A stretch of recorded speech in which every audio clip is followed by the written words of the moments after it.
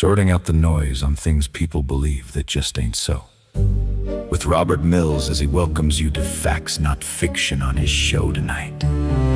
Digging through the noise, breaking down the spin, research over rumors, that's where we begin. No fear, no fiction, no political show, just the facts uncovered on things people believe that just ain't so.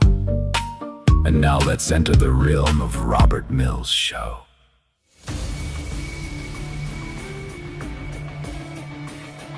Well, good afternoon, everybody, and this is Things People Believe That Just Ain't So. And boy, I'll tell you what, sometimes I lay awake at night and I wonder what those items are. But I'm very, very happy about a couple of things as I look out the window. It is a beautiful blue sky day, and the grass is going to seed. And for a guy that likes to play golf and has grass allergies, if you hear me sneeze, we'll blame it on that. So anyway, and with me is the all-star from California, mountain climber, world traveler, the husband of the beautiful wife, Miriam, that gives him all the guidance that he needs around the world, has traveled well over 63 countries, and been a consumer advocate with his own law firm for many years, but well-studied, well-researched. Robert Mills. How are you doing, Robert? Terrific, Randy. Delighted to be with you as always in this fun podcast. Well, I'm glad you made it back safely. At the end of this first segment, we're going to break this show into two segments, so you have time to get a glass of water at about the 20-minute mark and swallow hard, because what we're going to talk about today are very, very important topics that Robert has researched very deeply, and he feels very passionate about it. But at the end of this segment, as it will be in the future, if you go to our Magic Matrix platform, and if you wonder what that is, there will be a link on this podcast at the end where you can link to it and then find behind the scenes, the notes, the things that make Robert and Randy get up in the morning and lay awake at night and wonder about the world. So anyway, Robert, last week, and what we're doing is we're really last week you had a meaningful we had a meaningful time together talking about what is truth, where it began, how it progressed through the Middle Ages, and then how it led up to where we're at today as far as our science being thwarted. But that's kept you awake at night, and I know you went on a little expedition. I don't know if you call it mountain climbing or for a hike this past weekend. But maybe it kept these items kept you awake. What are you going to share with us today? Because it's sort of in reference, we're laying the groundwork, which will be very meaningful today in a two-part series, but laying the groundwork for our next series coming up, where we're going to take a very, very deep look at what Robert shared with us last week. And I'm going to tell you, it's going to be a great 5-part series with Robert Mills. So Robert, welcome. Thank you, Randy. Thank you. Well, Randy, you and I have a lot of fun with some of our podcasts. So we talk about these wonderful places to go, these hidden gem vacation destinations, and we have fun debunking myths about things people believe that ain't so. Today, I have something for you. It's a little dark and very scary, but it is important. And our listeners and viewers are going to want to know about this. They're going to want to be in on this so they understand it. Okay. I'm going to talk to you about a movement that has emerged, that was beaten back for centuries in the past. It's an old thing, this movement. Okay. This movement is gaining ground in the United States. It's recently emerged. Okay. And it threatens the physical well-being and the health of Americans. Every one of us is threatened by this, okay? And what this movement seeks to do is to substitute some sort of anti-science facts for science itself, okay? And they want you to really want to redefine truth itself. Truth is what science finds as truth, is what reason and evidence leads us to. They want to throw that out and return to a ancient time before science, before reason and evidence. And we have to go way back 2,500 years ago to figure out where science began. But there was a guy that started it all named Thales. He's the father of science. He was born 2,600 years ago. And in a world where there's this cacophony of people saying, "No, I've got the truth. No, I've got the truth," and there was, all kinds of different, crackpot things, or people that said, scriptures, cults, dogma, religion, superstition. Some say some religious leader, some of authoritarian, some king. What they say is the truth, okay? And no, the truth is not that. Okay, the physical truth of the world is discovered only and not made known only through reason and evidence. That's what Thales says. That's what Hey, Aristotle. Robert, now Thales, we're quoting, we've many times talked about Thales. Spell his name, just so people It's might want to. Thales. These Greek guys only had one name, Randy. You be Randy of Freeport, okay? There was Thales of Miletus, which was a Greek city on the Aegean Sea that's actually in Turkey. It was a Greek town back then. And the Greeks were these incredibly brilliant people. They came up with geography and geology and science and astronomy. They came up and so he was one of these, the earliest one, the first of the great sages, they call them. And And what year was this again? That he what well, year? he was born in 2610 BC. Okay, Wow. so he was born over 2,600 years ago.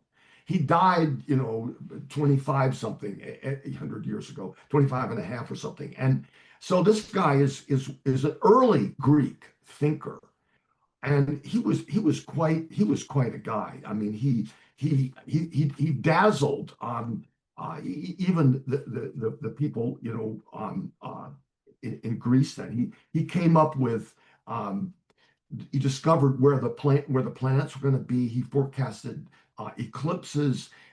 He came up with geographic theorems. He came up with all kinds of science stuff. This guy living thousands of years ago on an island, and he came up with, he dazzled his colleagues. I And the want Greeks, to correct one thing. You were saying that he was born in 26. Actually, he was born in 626 BC, and he actually died in around. I'm at that's 2,600 years ago. There you go. 620 BC, right? Christ was 2,000 years ago, so Right. 20 BC, 2000. Yeah, I said 2,600 years ago. That would be six. Yeah, you're right. You're spot on. The way you phrase it, it sounded like he was born in 2600 BC. And it's like 5,200 right. 5,200 years ago. I scratched my head on that one. So we're good. Okay. So he was this, he dazzled the Greeks, which is no small feat.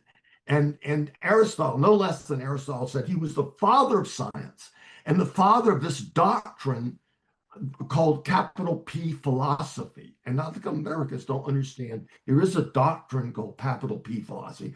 I know this because I was the philosophy major at Berkeley. That was what I studied. But capital P philosophy is different than little p philosophy, not capital, which stands for any kind of doctrine or way of thinking. Capital P philosophy is a specific way of thinking, and it provides that truth is reached through reason and evidence. Okay. Now, science is the physical world application of capital P philosophy. Okay. The way we discover whether the earth goes around the sun or vice versa is through science. Whether we discover whether a vaccine works or not is through science only. Okay. Now, science does not speak to metaphysics. Okay. Philosophy applied to metaphysics and logic and reason and a bunch of other realms other than science. Okay. But science was capital P philosophy about the physical world. Science cannot tell you whether God exists or whether he's good. Okay. That's not a scientific question. The question of whether this vaccine works, that's a scientific question. It's about the physical world we live in. That's what science is about. So let me just give an overview of what we're talking about. What generated this commentary was a week ago, I'm going to take it backwards and forwards. Somewhere in Washington, somebody decided to eliminate some people that you had told me were in charge of scientific studies or vaccines or not needed. And the overreaching arc is that if we don't have science and people get stupid, vaccines are going to be eliminated and our kids are going to get sick. Now that's old Uncle Randy translation of where we're going with this. Okay. I believe in vaccines because I've had everyone that I could find since polio vaccine way back when, and all the COVID vaccines. And we're going to get into, Robert has some statistics, I believe, on COVID. But what we're going to do, just so we bring you up to date, everything that Robert talked about just recently in the last 10 minutes, he evolved in this 1 hour informational dialogue of a week ago that takes us through Thales. And then now what he just mentioned was talking about science, which maybe leads us, is it Galileo that spent some time in prison thinking that the earth went around the sun? They didn't put him in house arrest for life because he dared to say that the earth went around the sun. That was violated scripture. They threw him in jail for that. The church did.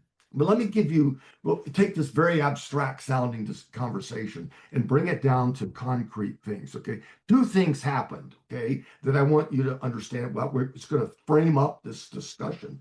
Number one is a month ago, President Trump fired every single member of the National Science Board.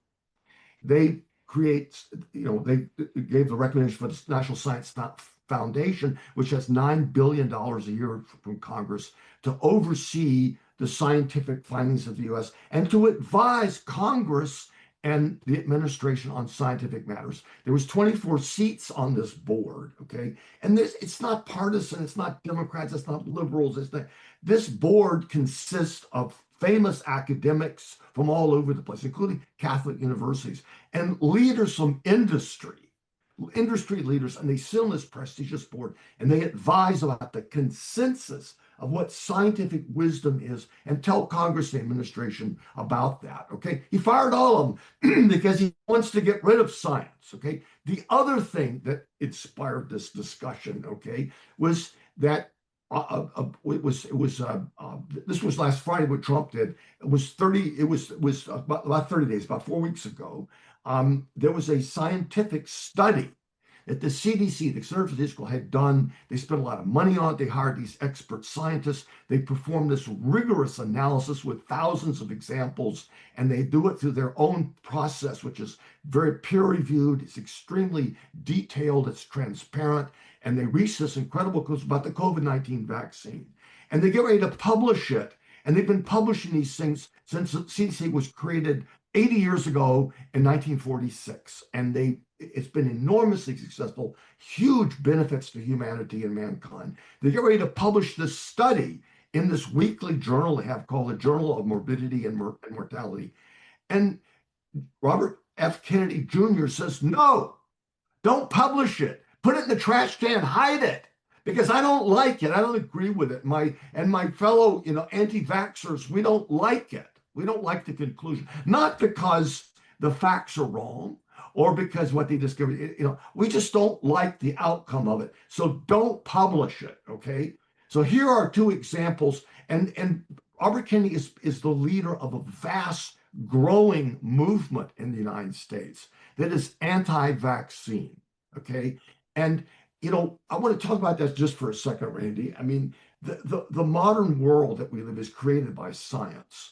But nowhere is it more important than through health and medicine, what science brought us in medicine. It's more than double the life expectancy. In 1800, the average person lived 36 years old. They were dead by then. And back in the colonial times, I was just back in the root strip looking at my graves, my ancestors. The graveyards are full of children because the average woman had 6, 8, 10 kids. And I think it was 8 to 10 they had, and half of them died of infectious disease before they reached 16 years old. And so today, it is extremely rare for a child there's only 14 out of 100,000 deaths of children that comes from infectious diseases. This is because of vaccinations, okay? And today, the leading cause of death among children is gunshots. And secondly, is accidents and infections way down the list, okay, because of vaccinations and antibiotics, okay, that have saved all these children. They want to do away with that. That's what the modern world has benefited from this, doubling life expectancy. Even from 1900 when it was 46, people live now 70, they've actually lived 80 years old now. And it's going to be much longer than that soon from some of the scientific people will live to be 90.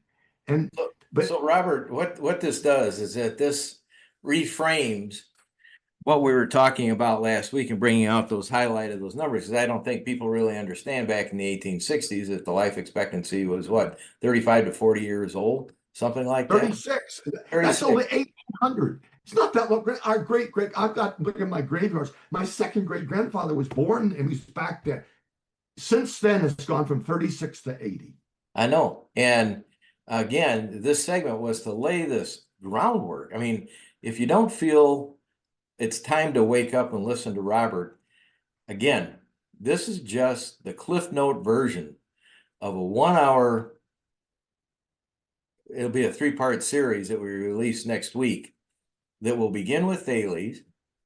It will take us through history study and such through Europe and maybe Scotland and Ireland, and then lead to America. But Robert's going to fill in all those blanks.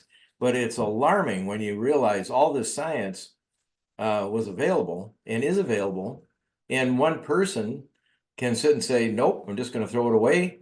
I don't really have any other reason, then I'm just going to throw it away. And that is frightening. And for me, under things people believe that just ain't so, that's so. I mean, I don't get it. I really don't.